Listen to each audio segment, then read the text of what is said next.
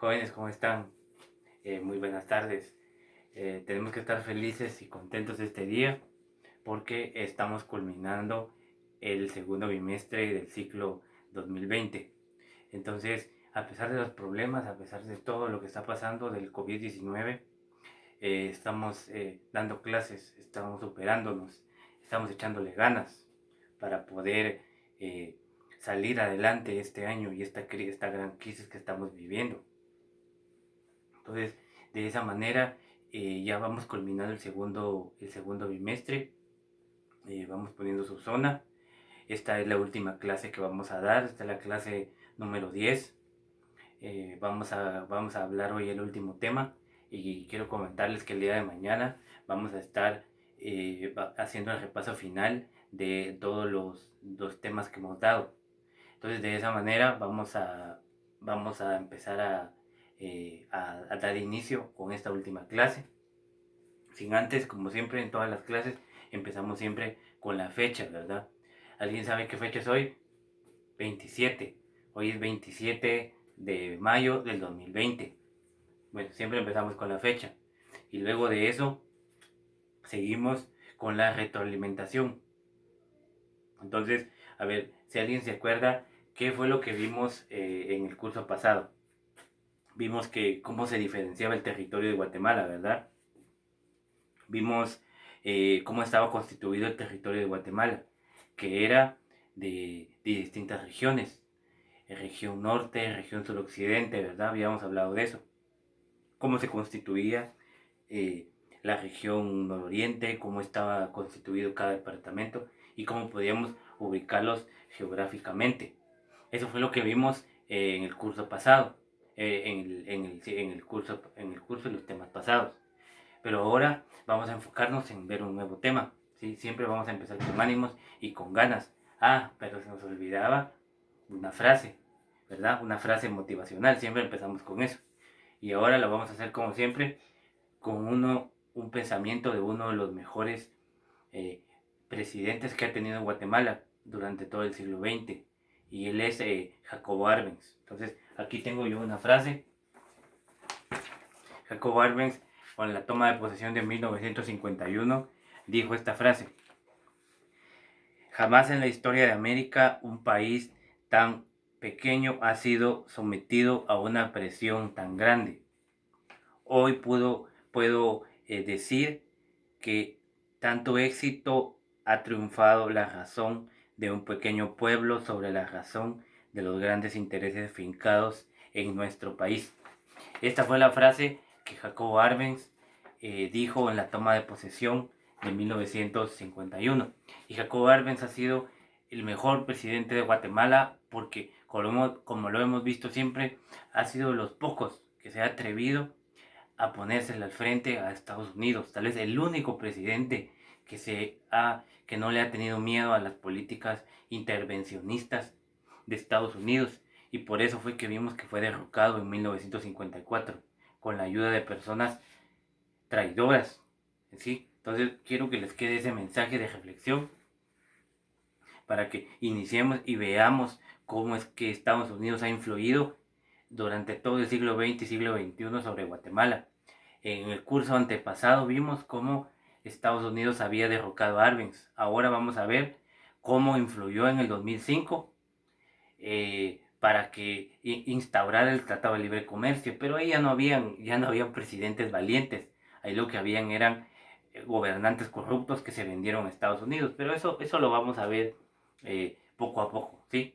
Entonces, por favor, les pido que le echemos ganas, que comencemos con éxito este último curso que tenemos y vamos a hablar un poco de nuevo de geografía económica.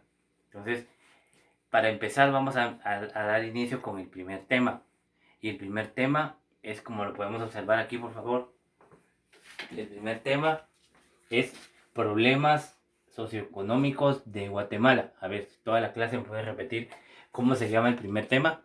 Problemas Problemas socioeconómicos socioeconómicos de de Guatemala. Guatemala. Entonces, aquí no les apunté un tema porque se los voy a decir y ustedes me tienen que captar de lo que yo voy a estar hablando. Ustedes lo van a ir apuntando en su cuaderno. Este va a ser el primer tema que vamos a ver. Luego de ese vamos a ver la deuda externa de Guatemala. Y por último, vamos a ver, veamos por aquí. Vamos a ver el Tratado de Libre Comercio entre Guatemala y Estados Unidos, ¿sí? Tratado de Libre Comercio entre Guatemala y Estados Unidos. ¿Y qué hicimos ahí? Aquí lo que hicimos fue dar conocimientos desde lo general a lo particular. Primero vamos a empezar desde los problemas socioeconómicos de Guatemala para entender nuestras características como guatemaltecos, entender de cuáles son los orígenes de nuestros problemas y luego vamos a pasar a características más específicas hasta llegar hasta acontecimientos, ¿sí? Acontecimientos propios que se han suscitado a lo largo de las primeras décadas del siglo XX. Entonces, demos inicio, por favor, con nuestra clase, ¿sí? Bueno, entonces, acerquémonos por aquí, por favor. Alcemos nuestra mirada a esta parte. Problemas socioeconómicos de Guatemala. Entonces, ¿se ha preguntado usted alguna vez cuál es el origen de nuestros problemas? ¿Cuál es el origen de nuestros diversos males que tenemos como sociedad? ¿Cuál es el origen de la violencia? ¿Cuál es el origen de, de nuestro racismo? ¿Cuál es el origen de nuestra pobreza? Para entender las características y los problemas que hoy en día nos azotan como guatemaltecos, debemos comprender los orígenes y la génesis de nuestros problemas más grandes. Y esa génesis y esos problemas se encuentra no 10 años atrás, no 20 años atrás, se encuentra muchas décadas atrás. No es culpa de 1, 2, 3, 4 gobiernos. Es culpa de nuestro propio sistema económico y de la inteligencia de nuestros gobernantes, que nunca nos han sabido inculcar y por el camino que no sea el camino de la ignorancia. Ese es uno de los grandes problemas.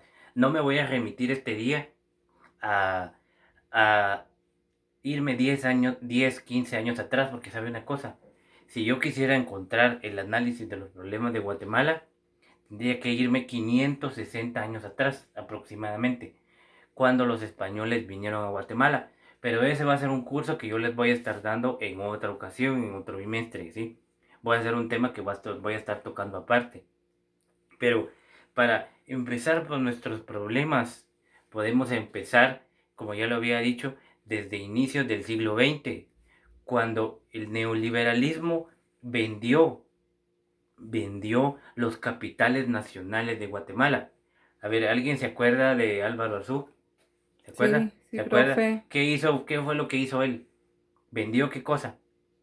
Él privatizó varias Sí, instituciones como la del energía gobierno, eléctrica, ajá, y privatizó correos, correos también, privatizó también la energía eléctrica y las telecomunicaciones, ¿sí? Cuatel. Exactamente. Entonces, a partir de la entrada del neoliberalismo en Guatemala en los años 90, Estados Unidos empieza a crear ciertos mecanismos para que, con la idea de que Guatemala tuviera cabida en el mercado norteamericano, ¿sí?